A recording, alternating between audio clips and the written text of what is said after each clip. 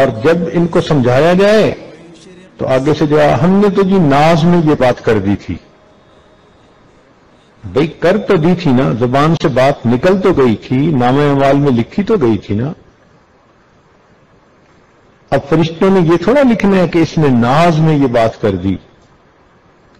اور پھر کبھی کبھی پتہ کیا جواب دیتی ہیں، اور جی میں نے تو اوپر اوپر سے بات کی تھی. یہ اوپر اوپر کی بات ہمیں آج تک سمجھ میں نہیں آئی. بھئی جب آپ کی زبان سے الفاظ نکلے خاوند کی ناشکری کے، تو اوپر اوپر سے بات کا کیا مطلب؟ یہ سب شیطان کے بہکاوے ہیں. ایسی باتیں نہیں کرنی چاہیے جو انسان کے کیے ہوئے عملوں کو ضائع کر دے. یہ جو نعمت کی ناشکری ہوتی ہے، اس کی وجہ سے اللہ تعالیٰ بندے کو نعمتوں سے محروم فرما دیتے ہیں. اس لیے حدیث پاک میں عورت کو ناقصات العقل کہا گیا ہے کہ عورتیں عقل کی ناقص ہوتی ہیں. اب یہ جو عقل کی ناقص کہا گیا، اس کا کیا معنی؟ اس کا معنی یہ نہیں ہوتا کہ یہ بے وقوف ہوتی ہیں، عقلی اعتبار سے ان میں سمجھ نہیں ہوتی.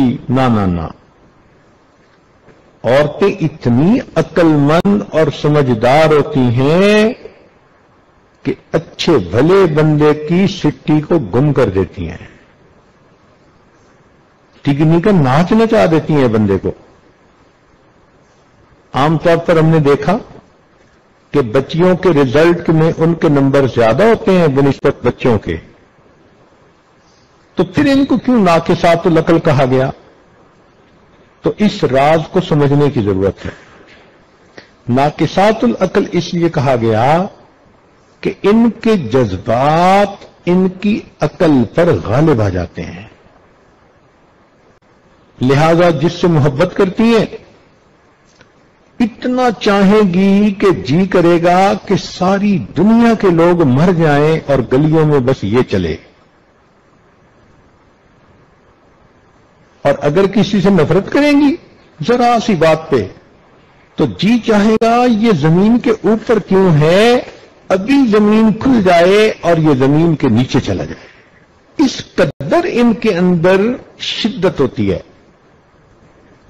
اور یہ شدت ان کے عقل کو ناقص کر دیتی ہے. یہ فیصلے اچھے نہیں کرتی. پھر چنانچہ ہم نے کئی مرتبہ یہ تجربہ کیا، اچھے خاندان کی لکھی پڑھی لڑکی اب کسی بدکار قسم کے لڑکے نے اس کے ساتھ تعلق جوڑ لیا. نہ وہ لڑکا کسی اچھے خاندان سے ہے، نہ وہ کوئی کام کرتا ہے، نہ اس کی تعلیم ہے، نہ کوئی اس کی پرسنالٹی ہے، کوئی جوڑ نہیں بنتا دونوں کا. ماں باپ سمجھا کے تھک جاتے ہیں، کہتی ہے نہیں میں نے تو اسی سے شادی کرنی ہے.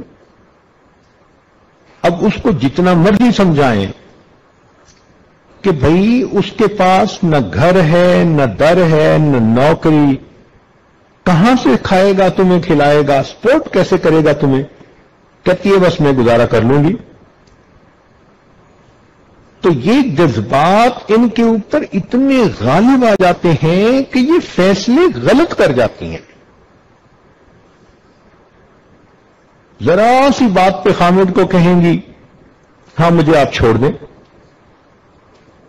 تو یہ جو بیوقوفی کے فیصلے کر دیتی ہیں نا جذبات میں آ کے، شریعت نے کہا کہ یہ ناقصات العقل ہوتی ہیں. اس لیے تو شریعت نے طلاق کا حق مرد کو دیا. اگر بالفرض و تقدیر طلاق کا حق عورت کو دیا جاتا تو ماشاءاللہ ایک دن میں 25-30 طلاقیں تو ہر مرد کو ہو جاتی. اس لیے شریعت نے کہا کہ ہن ناقصات العقل والدین، دین اور عقل کی ناقص ہوتی ہیں. تو جذباتی فیصلے نہیں کرنے چاہیے، اللہ کی نعمتوں کی ناقدری نہیں کرنی چاہیے. خامن کے گھر میں جتنی تکلیف ہے اس کو اتنا ہی رکھیں، اور جو اس گھر میں اچھائیاں ہیں ان اچھائیوں کو برائیاں نہ بنائیں. پھر یہ کہ جب ان کی طبیعت غصے میں ہو تو ذرا سی بات پہ لڑائی جھگڑا کر لیتی ہے. لڑنا جھگڑنا دنیا کا سب سے آسان کام.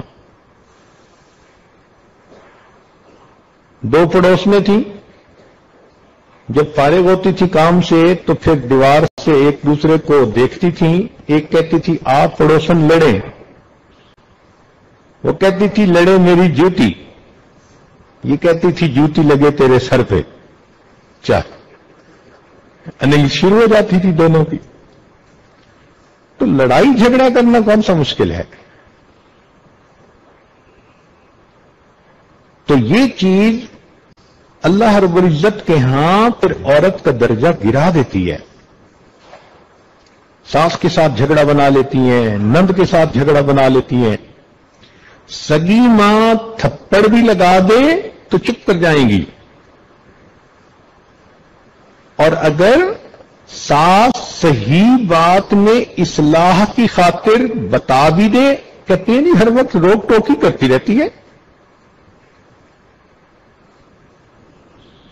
تو یہ چیز ان کے لیے جہنم میں جانے کا سبب بنتی ہے.